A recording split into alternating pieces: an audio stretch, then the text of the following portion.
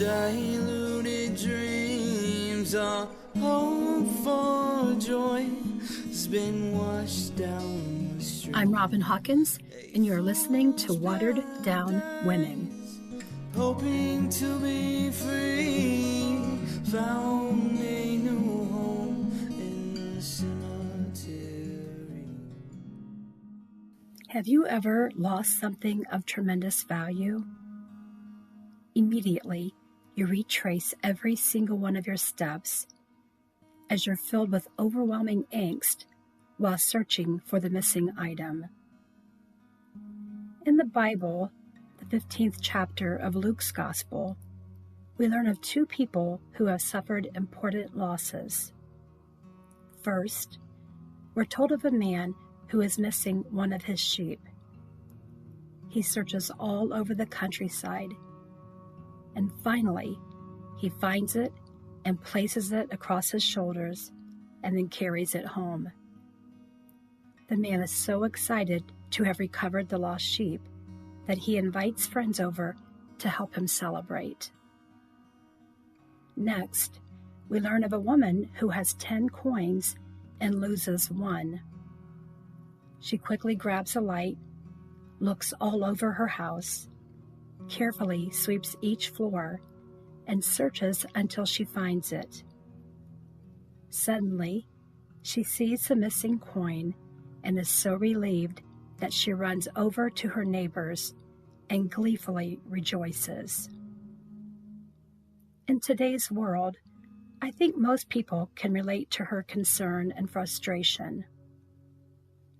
Imagine going to the bank and withdrawing $100, all in $10 bills. You run a couple of errands, stop for gas, pull out your money envelope, and there are only 2 of the $10 bills remaining. But you know you've only spent $70. So you mentally retrace your steps, try to figure out your change, search your purse or pockets, look around inside of the vehicle, but you cannot find the missing $10. Feeling defeated and disappointed, you step out of the car, then you look down and you see the missing money. It's on the floor next to your seat. Instantly, you're overcome with thankfulness and joy simply from seeing that crisp green piece of paper. Nearly every single one of us can relate to the feeling of satisfaction that comes from finding those missing funds. Oh, if only all of our losses could be so easily remedied. While losing and not recovering an item or an object is disheartening, it usually isn't insurmountable. When it comes to losing a beloved friend or relative, the pain gradually eases over time as we work through the various stages of our grief and eventually come to terms with that person's death.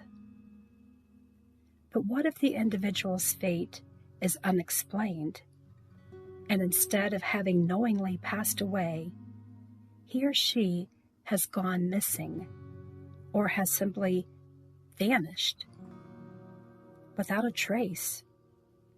How does one come to terms with that?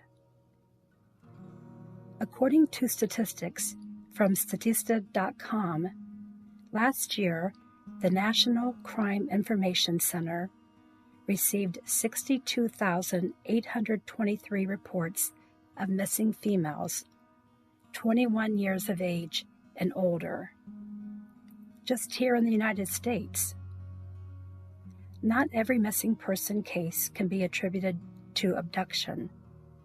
Some people knowingly and willingly disappear for a number of reasons, such as to avoid legal consequences for a crime they've committed, or to skip out on a debt they owe, or they need to leave an abusive relationship. For juveniles, the majority of missing children are runaways who leave home because they are either angry with their parents or they want to escape with a romantic interest. Many might say that someone actually disappearing is something that only happens in the movies or in crime novels. In reality, Richland County, Ohio, has multiple unsolved disappearances and homicide cases, going back several decades.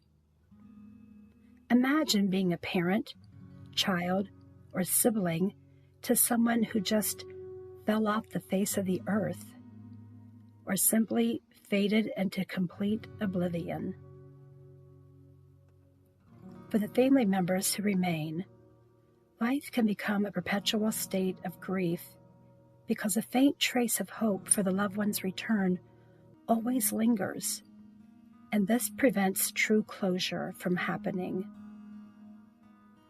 Decades later, many survivors find that they still study faces of passers-by in hopes of recognizing and retrieving their missing loved one. Others report that they relive the events of the disappearance over and over, sometimes in hopes of recalling a detail that may lead to the person's return, and at other times it's because they just want to remember certain nuances, such as the person's voice, laugh, or mannerisms. And nearly all who remain share a belief that the world is no longer a safe place, because they know that if their loved one has gone missing, it can happen to them or to another family member.